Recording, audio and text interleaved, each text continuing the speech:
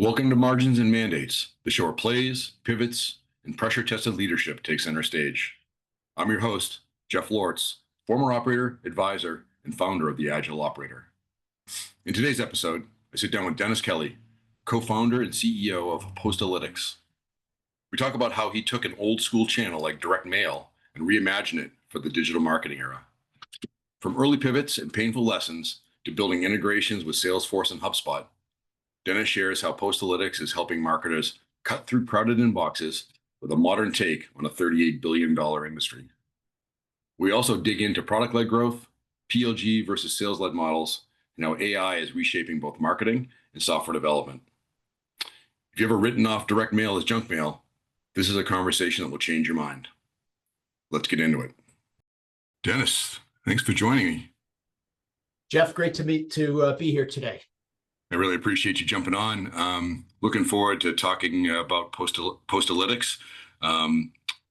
Before we get into it, though, you were telling me earlier that you and your wife do a lot of ocean swimming. What's that all about? Yeah. So we live here in the Boston area, and several years ago, she started following this crazy guy from Scandinavia named Wim Hof, who's talking about the benefits of cold water plunging. Mm-hmm. Pretty popular these days. Yeah. And so Thanksgiving 2019, a group of us decided to give it a shot and jumped in the ocean and ran right out immediately as soon as we had jumped in. Mm-hmm. And felt completely invigorated. And so my wife and I committed to doing it on a regular basis. And so that sort of started our journey. We go down to a beach near where we live and meet up sometimes with a group of other folks that have started doing it. And we try to get ourselves really, really cold in the cold water and then try to derive the benefits from that. Well, it's there's all kinds of new information about the health benefits of cold plunging, and so it's like an industry now. People selling cold plunging, contraptions, for the home. Well, let's chat about the business for a second. So you are founder and CEO of Postalytics. You founded the company back in 2013. Is that right?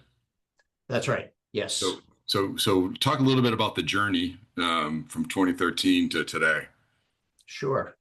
Well, when my partner, Alec Graziano, who is our CTO, when he and I co-founded the company back in 2013, it was known as something else. It was called Boynet.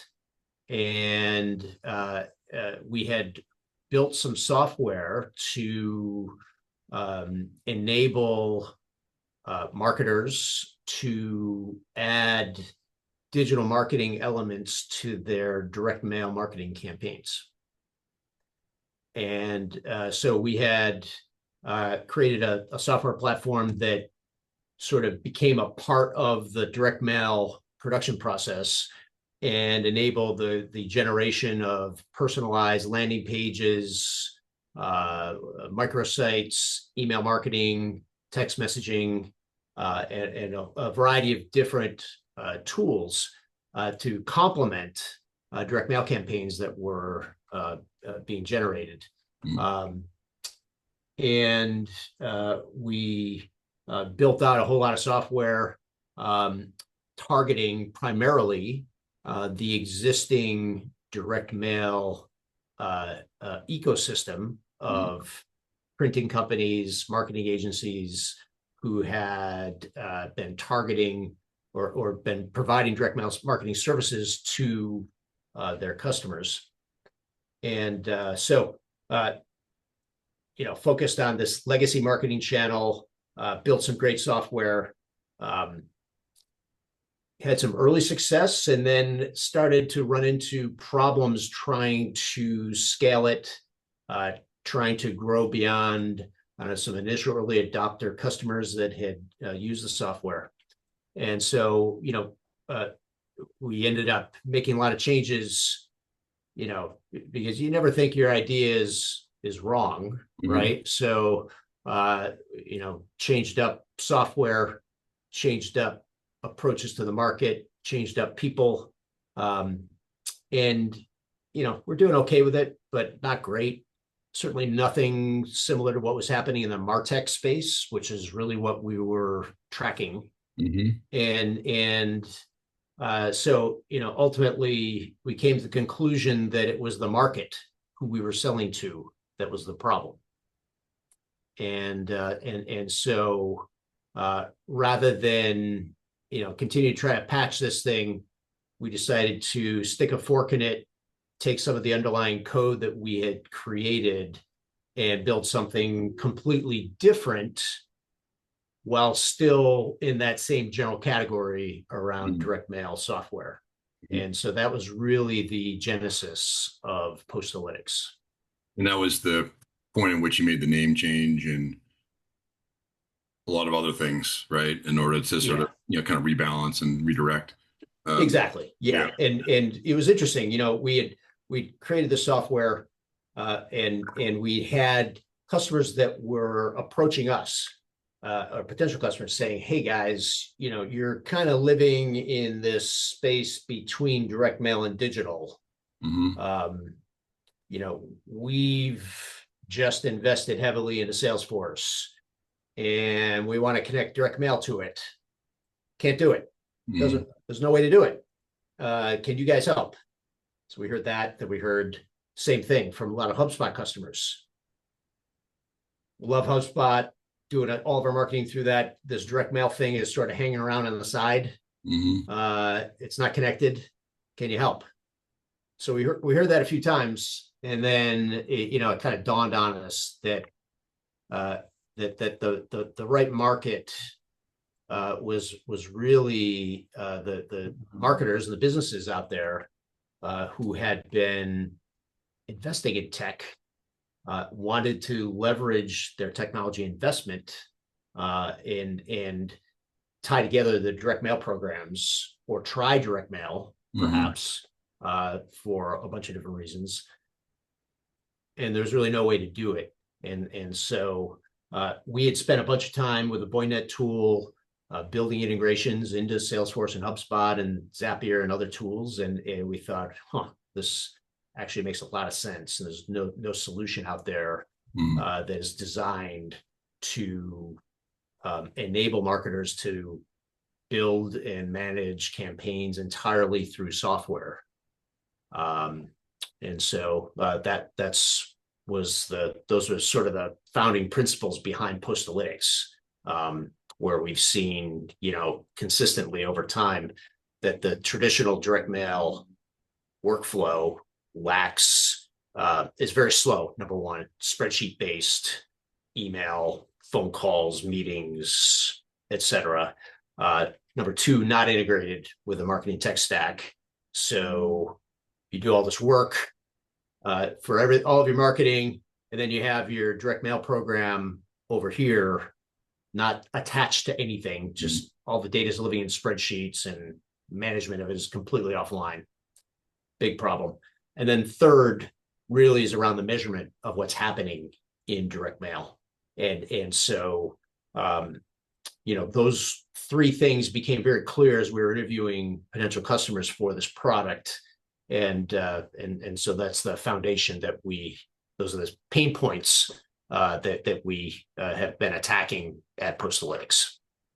So fast forward to today. So between, say, 2017, 2018, when you made that pivot, to today, you're 100%, a software as a service provider, providing direct mail marketing services and capability, right, to marketers so that they can essentially, include direct mail as a channel, just like any other, outbound channel, right? So they simply, it's just the same way you send an email marketing campaign, you basically do the same steps, right, and send a direct mail campaign.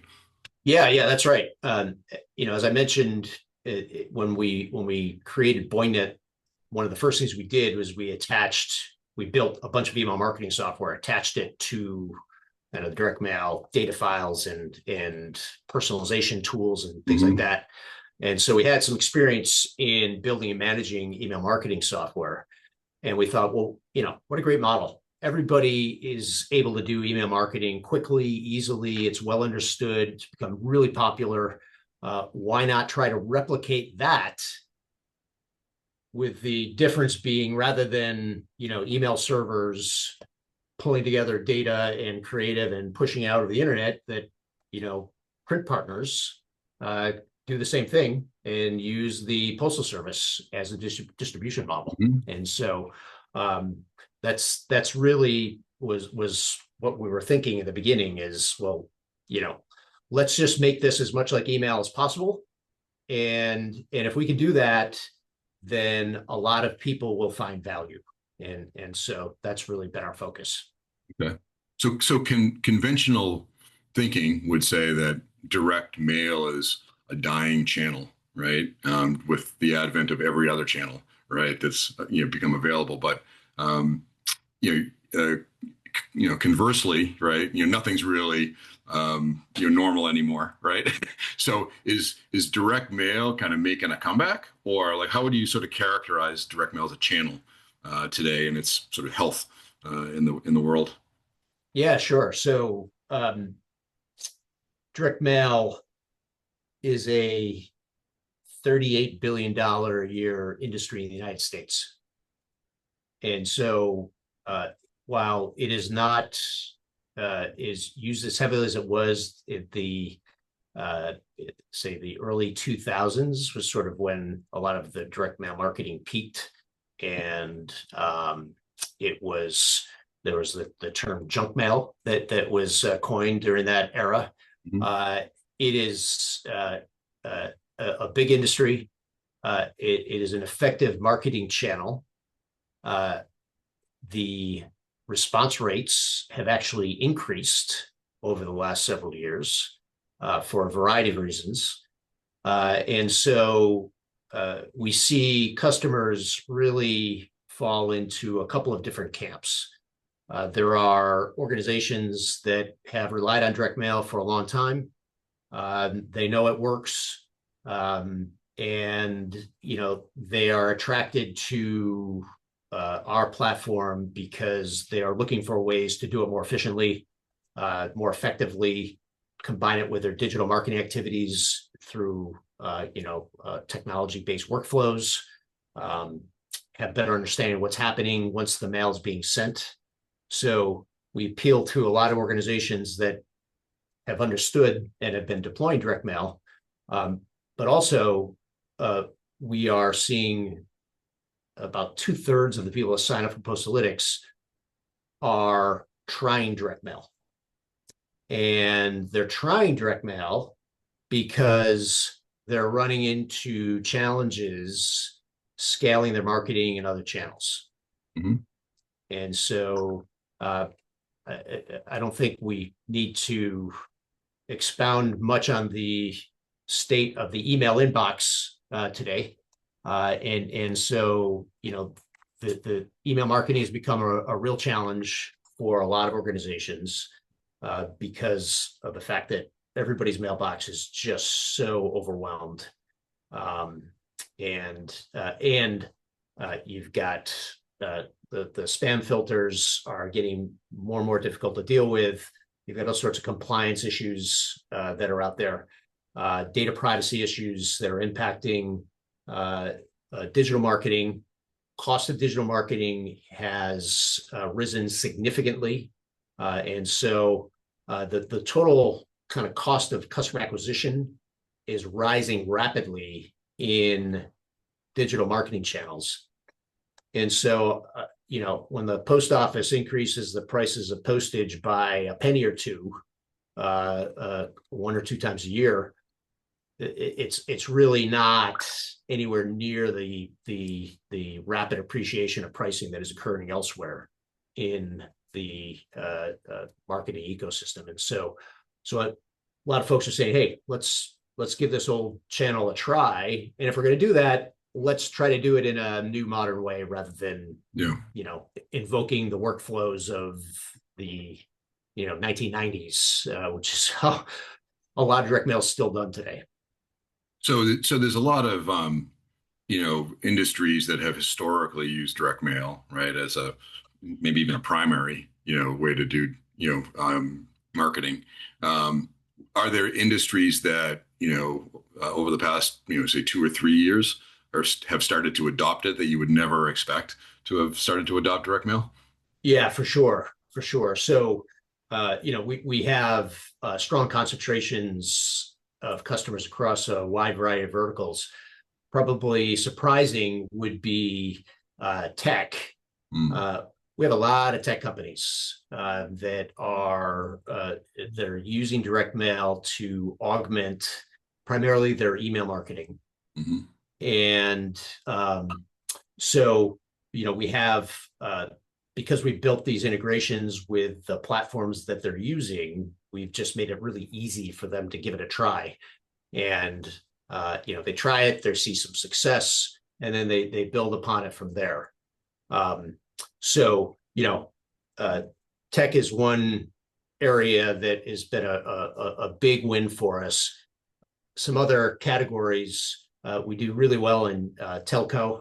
And so there's some massive build out going on across the United States today with new broadband service providers that are providing fiber to the home, fiber to the business, doing a lot there.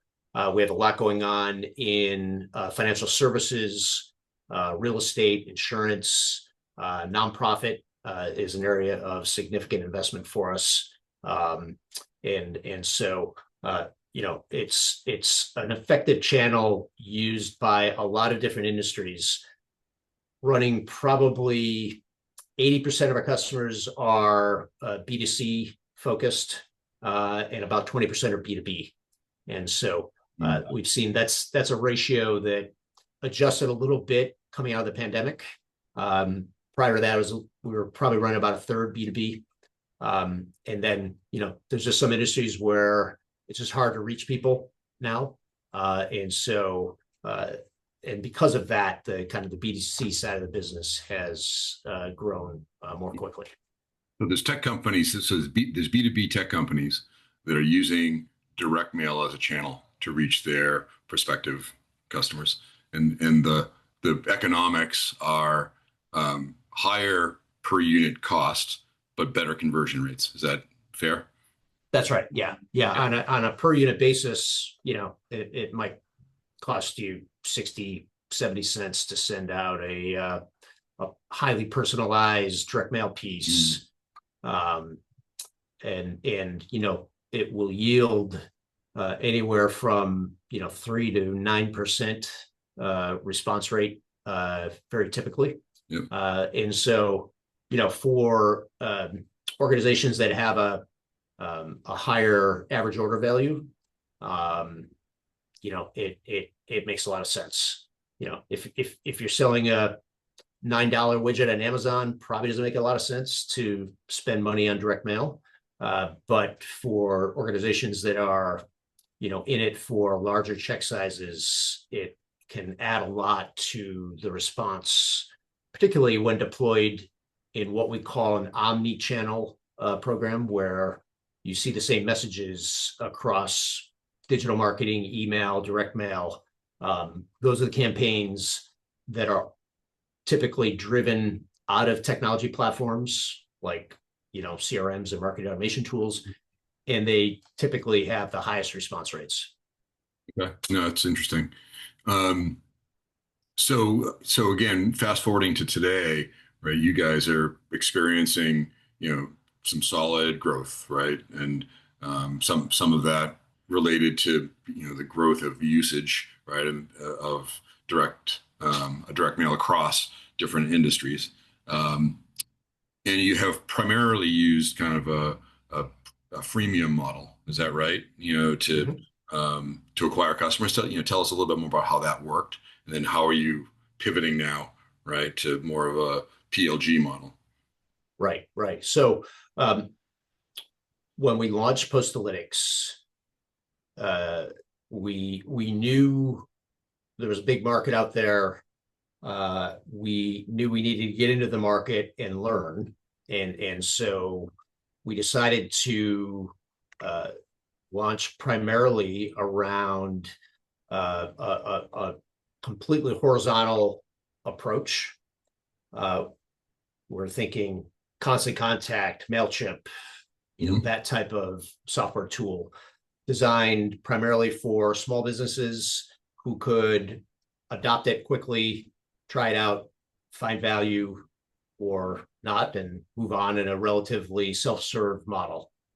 And so we built a freemium approach where folks can create an account, use the software, and just pay for whatever mail you send, and then have created some upgrade packages to move into subscriptions and lower your unit costs, get more features, et cetera. Mm-hmm. And so it was a great model for us to get off the ground, get a whole lot of customers in a whole lot of industries. And it enabled us to really leverage the software in a lot of different use cases. And what we've been able to do is over time sort of see those use cases that are generating the highest value, the highest return for customers, and start to pile into them. And so what we have been evolving to over the last couple of years is more of a hybrid approach where while we still retain this freemium model where folks can sign up and use the software without any sales assistance, we've introduced more of a sales assist or sales-led approach for different customers based upon what we've learned from the beginning part of the company's cycle through that freemium offer. So there's probably two motions, right? One is you're more aggressively trying to grow customers that are acquired through freemium trials, I'm assuming, right? And then are you actually going, doing direct sales, right, to certain verticals that are, not necessarily evaluating your tool or using it on a free basis? Yeah, very much. So, the sales assist model, which is really focused on that PLG flow where people discover the platform, they sign up, they start using the tool. Mm-hmm. We've built a whole lot of infrastructure that helps us understand their usage, understand the organization, understand what they're trying to do with their direct mail program. And so we're able to capture a lot of data about these folks and then move them into some workflows that we've built out behind the scenes for our sales team to reach out, offer assistance, offer the ability to save some money, help them think through how to scale their programs. And so that's a really effective model for us. And it generates a lot of sales. And it's pyramid. There's a whole lot of users that are in the kind of freemium world, and then a smaller number of customers that are in that sales assist world that are generating more revenue per customer. And then from there, we've built more of a direct sales approach where we've got folks that are calling on marketers in particular vertical markets that we've effectively penetrated, have created well understood value proposition for automated direct mail in their environments. And they're making cold calls, joining industry associations, doing a lot of conferences, and trying to become real experts in the specific marketing applications of particular vertical industries.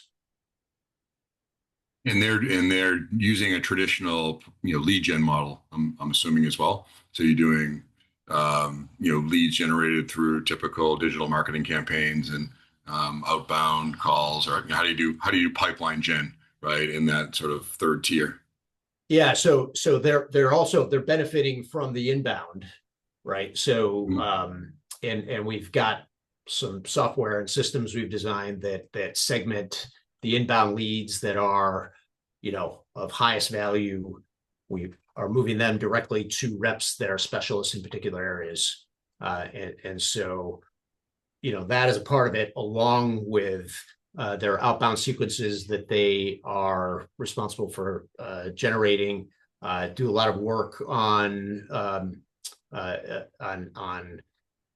becoming really good partners for other software platforms that we've integrated with that are dominant in particular verticals. Mm-hmm. And so, as Postalytics gets integrated with other tools, whether we do it or if, the other software company does it, we're all of a sudden, instantly accessible by, all of the organizations that use that software.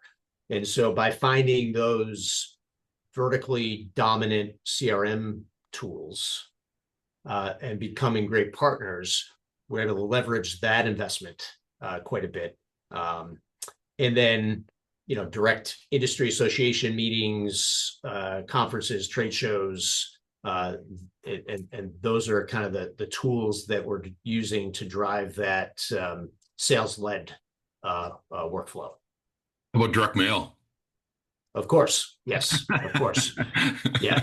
Direct mail is woven into everything that we do, and we have campaigns that are both focused on top of the funnel, outbound lead generation that complements the other things that we're doing.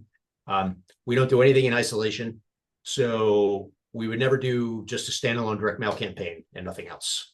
It's got to be a part of an omni-channel or multi-channel approach where they're hearing from us on email, they're seeing us on LinkedIn, they're hearing from us through direct mail, and the message is consistent. And so we're using direct mail top of the funnel. We're using direct mail in our funnel for reaching out to high value clients that have expressed some interest, maybe in the freemium product, but they are obviously a company that could support a significant investment. And so direct mail is instantly being sent out through automated workflows to those prospects, adding links through QR codes to high value digital offerings, get them back on the website, get them re-engaged, get them signed up to have a meeting with one of our reps. So there's a significant amount of direct mail that's being used throughout the cycle. And then of course we get into win back and retention programs and that type of thing too. Okay. Yeah. So no podcast would be complete without a question about AI. Sure. So I would imagine, most marketers and marketing organizations are using AI for content development now, to everyone's chagrin, I think, at this point. Do you have any innovative use cases for AI, both in the product and in your own kind of operations? Yeah. So, we're seeing the top AI applications are really for generating brainstorm level kind of content from a creative standpoint. So, how am I going to, here's what I want to do. How am I going to develop a headline that makes sense? How am I going to create some, compelling copy that can back up the message that I'm trying to generate? And so, that's probably the most common application that we're seeing is folks are using Gen AI tools to help them develop better content that is targeting their audiences. The audience segmentation is another really interesting area that's seeing a lot of growth, where folks are using AI to better understand who their best customers are, and then to help create models of customers that look like them. to go out and chase. And so AI has assisted the processing. It's not a new concept, but it's something that is done now at a fraction of the time that it had been taken previously. So AI has been a big boost there. And then, internally, we're using AI across the organization for lots of different use cases, starting with the development team. We're using AI for rapid prototyping. We're using it to build a lot of underlying code bases that then senior engineers will massage and finish off. So big productivity bump on the product development front. And then on our own internal operations, we've deployed an AI chatbot for customers to interact with, answer questions, assist with the entire navigation of our sales funnel.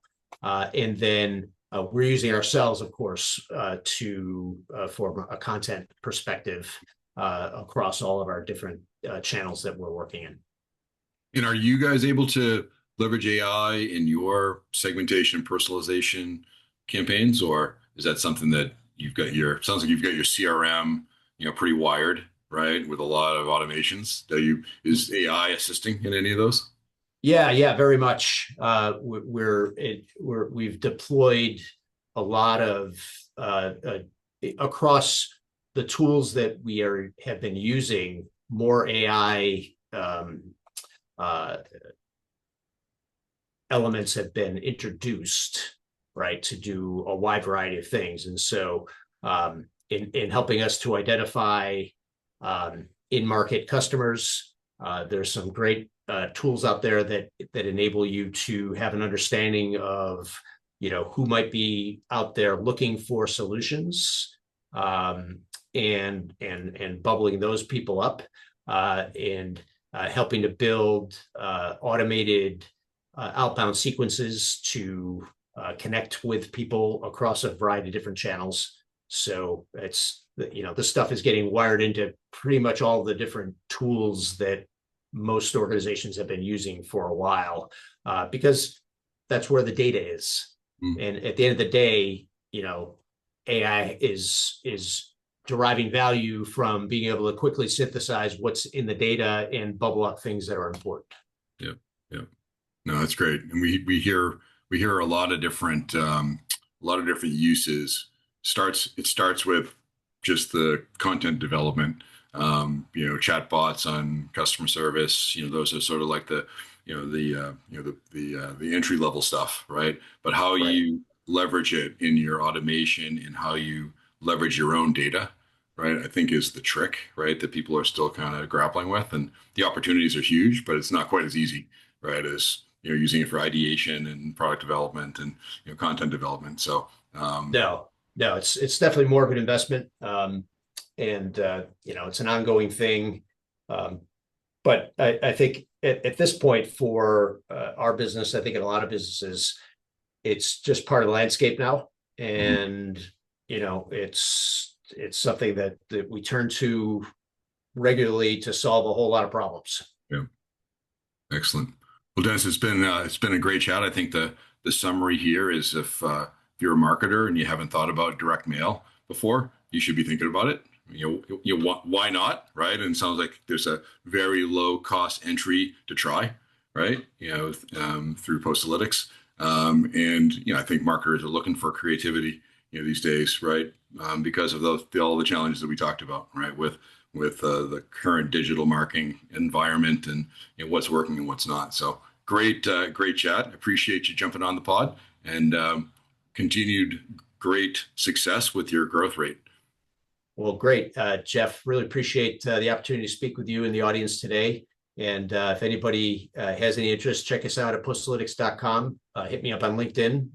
More than happy to connect with anybody and talk about direct mail automation. Awesome. Thank you.